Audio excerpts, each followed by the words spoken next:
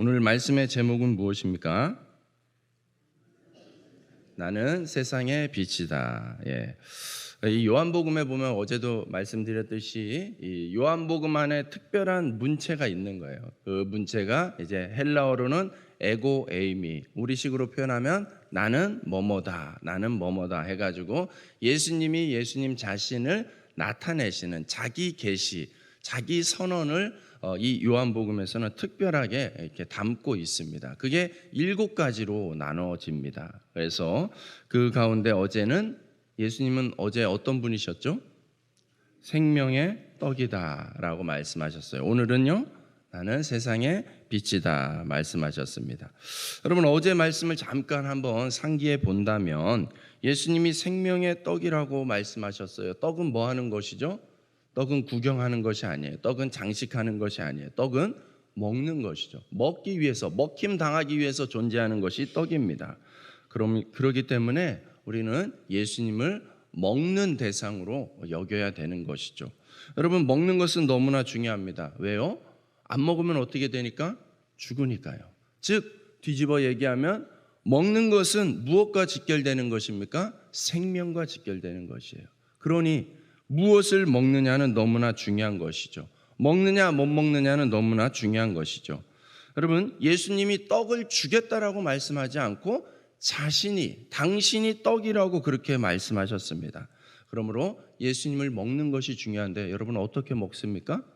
예수님을 먹는다는 것은 여러분 주일날 오후에 나누었던 말씀처럼 성찬 예식에 참여함으로 우리는 예수님을 먹을 수가 있습니다. 우리의 오감을, 우리 안에 있는 모든 감각과 기관들이 이 예수 그리스도를 느끼고 체험할 수 있는 시간이 바로 이 성찬식인 것이죠. 그 먹음의 행위를 통하여서 우리는 예수 그리스도 안에 하나가 되어짐을, 예수님이 내 안에 계시구나, 예수님이 날 위해 이렇게 살이 찢겨지셨고 그것이 곧 나를 위해서, 나를 살리기 위해서 예수님이 그렇게 죽으셨구나 라는 것을 우리가 직접 느끼고 체험하는 시간이 바로 이 성찬 예식이에요. 그래서 예수님이 권장하시죠. 기념해라. 반드시 나를 기념해라. 이 성찬 예식을 베풀고 정기적으로 베풀고 꾸준히 베품으로 인하여서 나를 기억하고 기념하라고 예수님은 분명히 우리에게 당부하셨습니다. 또 어떻습니까? 예수님을 먹는다는 것은 예수님은 말씀이세요. 그렇기 때문에 말씀이신 예수님을 먹는 것은 예수님에 대해서 읽고 또 묵상하고 순종함으로 먹을 수 있는 것입니다. 우리가 요한복음에 있는 에고 에이미를 살피고 있는데 요한복음의 시작을 이렇게 시작합니다. 태초에 말씀이 계시니라, 이 말씀이 하나님과 함께 계셨으니 이 말씀은 곧 하나님이시니라. 그가 태초에 하나님과 함께 계셨다고 말씀하고 있습니다. 여러분, 예수님을 나타내기를 요한복음 기자는 예수님이 말씀이다라고 그렇게 분명하게 선언하고 있지요. 이 책 요한복음의 처음에 예수님이 말씀이심을 나타내신 것입니다. 또 하나 1장에서 증거하고 있는, 요한복음 1장에서 증거하고 있는 예수님에 대한 표현이 바로 오늘 우리가 읽었던 본문 예수님은 빛이다 라고 표현하고 있는 것입니다. 우리가 요한복음 1장 4절과 5절 말씀에 보면 그 안에 생명이 있었으니 이 생명은 사람들의 빛이라. 빛이 어둠의 빛이되 어둠이 깨닫지 못하더라. 아멘. 여러분, 예수님이 빛이십니다. 예수님 안에는 생명이 있는 생명의 빛이십니다. 그래서 빛은 뭐 하는 것입니까? 빛은 어둠을 비추는 존재예요. 빛의 존재는 어둠을 비추기 위하여서 존재하는 것이죠. 여러분, 어둠은 반대로 이야기하면 어둠은 빛이 필요한 상태를 이야기하는 것이죠. 어둠의 특징이 무엇입니까? 깜깜해지면 어떻게 됩니까? 깜깜해지면 보이지 않습니다. 여러분, 오늘날은 솔직히 우리가 이 깜깜한 어둠을 잘 못 느끼죠. 분명히 밤인데 어두운데 그렇게 어둡지 않아요. 그죠? 우리 어렸을 때는 칠흑 같은 어둠이 뭔지 잘 경험했던 적이 있어요. 그렇죠? 불빛이라고는 찾아볼 수 없는, 달빛, 별빛밖에는 찾아볼 수 없는 그런 어둠. 근데 그조차도 없는 어둠도 경험할 때가 있었는데 요즘에는 어떻습니까? 해가 떨어져도 조명이 있고 가로등이 있고 네온 불빛이 있기 때문에 정말 진짜 어둠이 뭔지 우리가 경험하기가 쉽지는 않습니다. 그래서 착각하죠. 뭐 밤이 돼도 웬만큼 보이네 라고 착각하기 좋은 시대가 오늘 우리가 살고 있는 시대가 아닌가 싶습니다. 그게 바로 진짜 어둠이 우리에게 주는 착각이라는 사실을 또 우리는 깨달아야 되는 것이죠. 어둠 속에 있는 사람들은 무엇이 어디에 있고 무엇이 위험하고 무엇이 안전한지 분별을 못하는 게 어둠 가운데 있는, 어둠의 상태 가운데 있는 사람들의 특징입니다. 그렇기 때문에 착각하면서 살아가는 거예요. 오늘 우리가 읽은 이 말씀에 이렇게 기록합니다.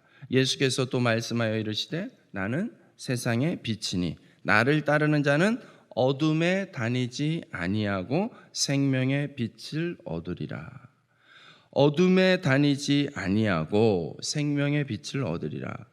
여러분, 어둠에 있는 사람들, 즉 분별하지 못하는 사람들이 있다라고 예수님이 전제하고 말씀하고 있는 것이죠.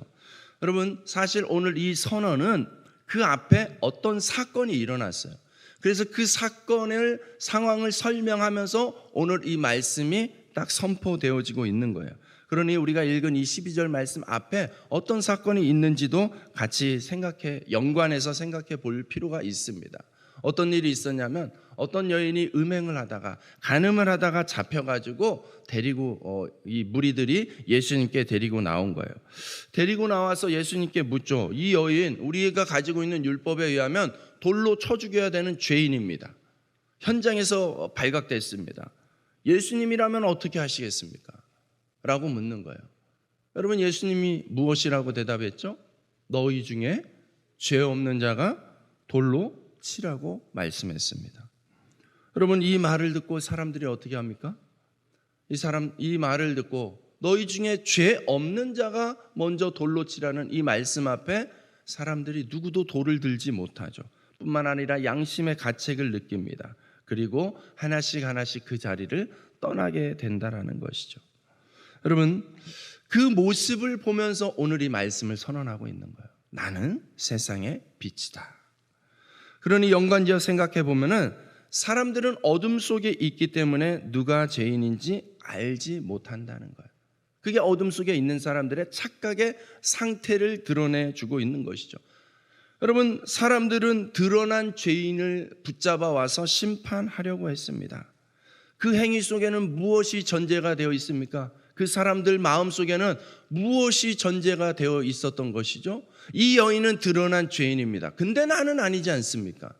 나는 죄인이 아닙니다 라는 것을 드러내기 위해서 예수님께 이 사건을 일부러 키웠던 것이죠.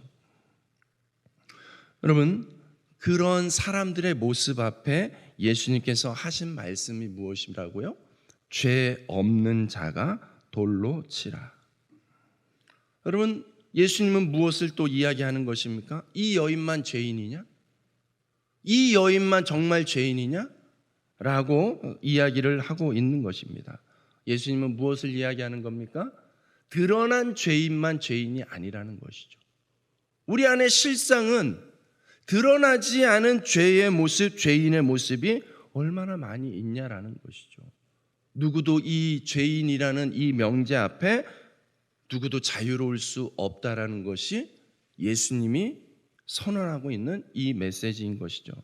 사실 우리 모두가 드러나지 않았던 것뿐이지 빛을 비추어 보면은 모두가 죄인이라고 말씀하고 있는 것입니다. 여러분 어떻습니까? 여러분은 이 현장 가운데 없어서 다행일까요? 근데 이 말씀은 오늘 우리에게 다시 한번 그 상황으로 인도하고 있어요. 직면하고 있어요. 여러분 어떻습니까? 여러분은 드러난 죄인입니까? 드러나지 않은 죄인입니까? 성경은 우리에게 두 가지의 선택밖에는 주지 않습니다. 아닌데요. 나는 죄인이 아닌 것 같은데요.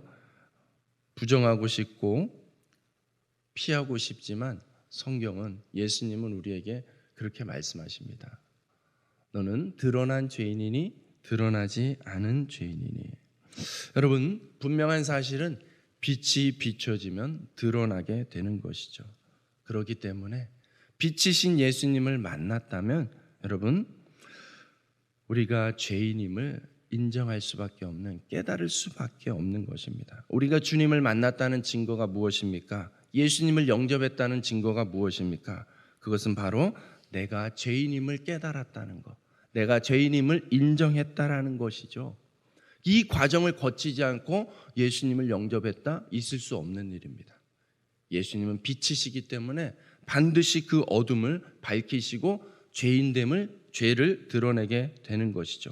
그러므로 이것을 아직 깨닫지 못하고 나는 그 정도의 죄인이 아닌 것 같은데요 라고 생각이 된다면 아직 온전히 예수님의 빛으로 충만하지 않은 것이죠. 그러니 빛 대신 예수님 앞에 다시 한번 설 수 있는 이 시간이 되기를 주님의 이름으로 축복합니다. 그런데 요한복음 8장을 더 읽어보면 이 선언 뒤에 여전히 남아있는 이 유대인 무리들과 예수님 사이에 대화가 오고 가고 있습니다. 요한복음 8장을 가급적이면 한번 오늘은 좀 읽어보시면 좋겠습니다. 아주 끈질긴 대화가 오고 갑니다. 예수님이 계속 이야기하고 있는 것이 있어요. 그 유대인과의 대화를 막 말을 주고받으면서 반복해서 계속 하는 이야기가 있어요. 참 너희는 나를 알지 못하는구나. 참 너희는 정말 아직도 나를 모르는구나. 어찌하여서 깨닫지 못하느냐. 내가 진리를 지금 말하고 있는데도 어째서 너희는 아직도 믿지 않느냐. 계속 예수님의 이런 탄식과 이런 안타까움들이 계속 반영이 되고 있습니다. 여러분, 여기서 발견하는 또 하나의 어둠 속에 있는 사람들의 특징이 무엇입니까? 자꾸 변명한다는 거예요. 자꾸 변명합니다. 인정하고 싶지 않습니다.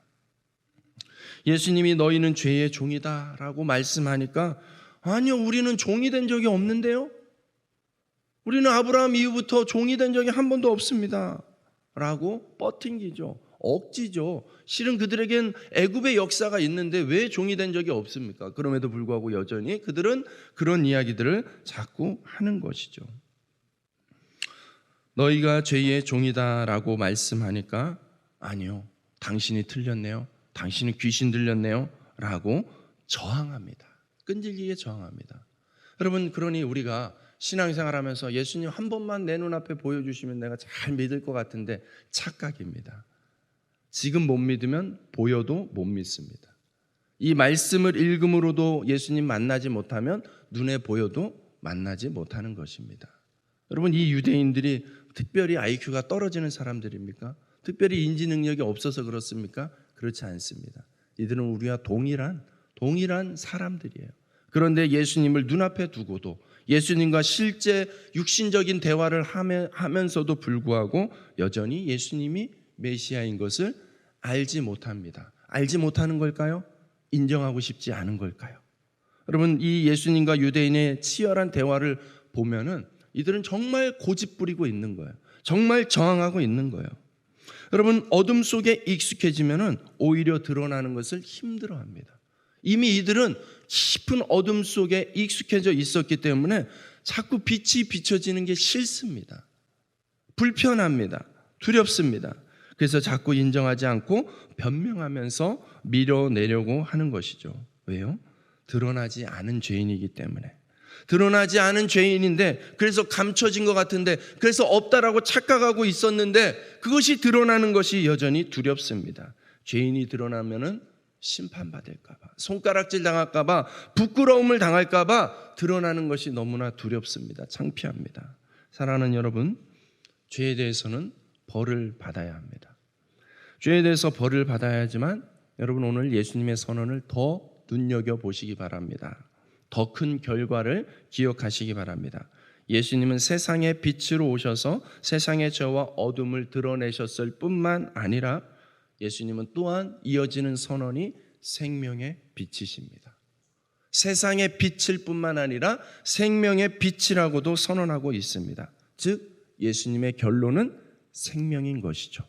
누구에게 부끄러움을 주고 누구에게 창피를 주고 누구를 멸망시키기 위해서 이 세상에 죄와 어둠을 드러내겠다라고 말씀하시는 것이 아니라 죄의 종로를 하다가 자기가 죄인인지도 모르고 멸망받는 인생인지도 모른 채 죽어가는 인생을 내버려 두지 않기 위해서, 모른 척하지 않기 위해서, 결국에 그를 살리기 위해서, 영원한 생명을 주시기 위해서 예수님이 오셨습니다. 생명의 빛으로 오신 줄로 믿습니다. 사랑하는 여러분, 이렇게 예수님이 빛이심을 깨달았다면 우리가 비록 죄인이지만 구원받았음을 또한 깨달을 수 있기를 바랍니다. 우리는 빛이 아닌 빛의 전달자임도 또한 깨달아야 됩니다.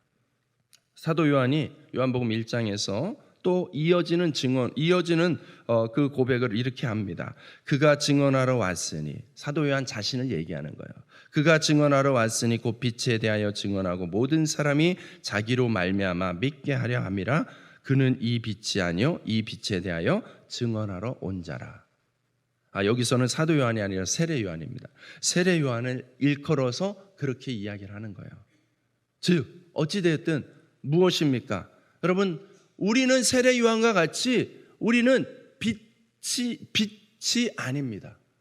우리는 빛의 전달자입니다. 우리는 발광체가 아니에요.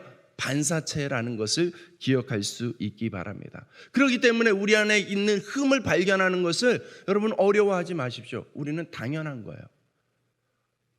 여러분, 그럼에도 불구하고 우리가 당당할 수 있는 것, 우리가 그럼에도 불구하고 기뻐하고 감사할 수 있는 것은 우리 자체가 빛은 아니지만 우리는 빛이 누구인지를 알고 있고 그 빛을 전달하는 전달자에 불과하다는 것을 우리는 알아야 되는 것이죠. 빛이신 예수님은 완전하시고 완벽하신 분이라는 사실을 또한 우리는 잘 알고 있습니다. 그래서 그분이 우리를 빛의 자녀로 삼아 주신 줄로 믿습니다. 사랑하는 여러분, 저와 여러분들 안에 있는 정체성, 그리스도인이라는 정체성 안에 빛의 자녀라는 정체성이 포함되어 있는 것이죠. 또한 빛의 자녀이기 때문에 빛의 전달자로서 살아야 되는 사명도 우리 안에 주어져 있다는 것을 기억할 수 있기 바랍니다. 여러분, 예수님은 생명의 빛으로 오셨습니다. 무슨 얘기입니까? 한 사람이라도 살리고 싶다라는 것이죠. 그게 예수님이 이 땅에 오신 목적이라면 저와 여러분들이 예수님을 믿는 그리스도인으로서 마땅히 우리 또한 생명을 살리는 자의 인생을 살아갈 수 있기를 주님의 이름으로 축복합니다. 여러분, 오늘 한 사람을 살릴 수 있길 바랍니다. 법과 정의를 바르게 지킴으로 인하여서 우리는 한 생명을, 누군지 모를 한 생명을 살릴 수 있습니다. 죄와 유혹에 타협하지 않는 삶을 삶으로 여러분, 우리는 또 누군가를 살릴 수 있습니다. 가늠하다 잡힌 여인을 용서와 사랑으로 살린 것처럼 우리가 누군가를 용서하고 사랑한다면 그 한 생명을 살리는 인생이 될 줄로 믿습니다. 오늘 저와 여러분들 가운데 생명의 빛이 나타나기를, 드러나기를 주님의 이름으로 축복합니다.